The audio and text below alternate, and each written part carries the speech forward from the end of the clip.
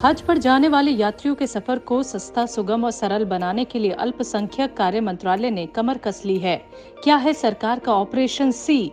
देखिए हमारी एक खास रिपोर्ट। हर साल भारत से हजारों लोग हज यात्रा पर जाते हैं।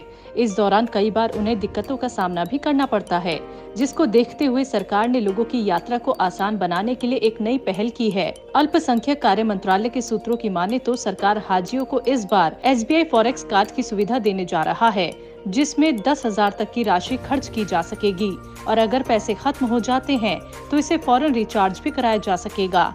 इसी सिलसिले में अल्पसंख्यक कार्य मंत्रालय ने भारतीय स्टेट बैंक के साथ मिलकर तैयारियां भी शुरू कर दी हैं। इसके अलावा हर इमिग्रेशन पॉइंट पर फॉरेन एक्सचेंज की सुविधा भी दी जाएगी। साथ ही यात्रियों का इंश्योरेंस भी किया जाएगा, यानी कि जो पैसा अब तक यात्री हज कमेटियों के पास जमा कराते थे, उसको सरकार ने पारदर्शी और कैशलेस कर दिया है।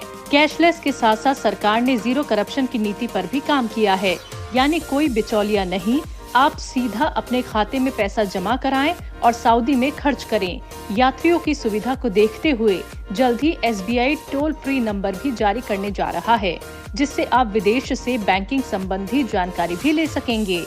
आपको बता दें कि इस साल हज यात्रा के लिए सरकार को कुल 1,84,000 आवेदन प्राप्त हुए हैं, जिसमें से 1,40,000 सिलेक्टेड यात्रियों को SMS के माध्यम से सूचना दी गई है। साथ ही तकरीबन 44,000 यात्री ऐसे हैं जिनके वेटिंग की सूचना भी SMS के माध्यम से भेजी जाएगी। बताते चले कि ऐसा पहली बार हुआ है कि अधिकतर एप्लीकेशन डिजिटल माध्यम से भेजी गयी।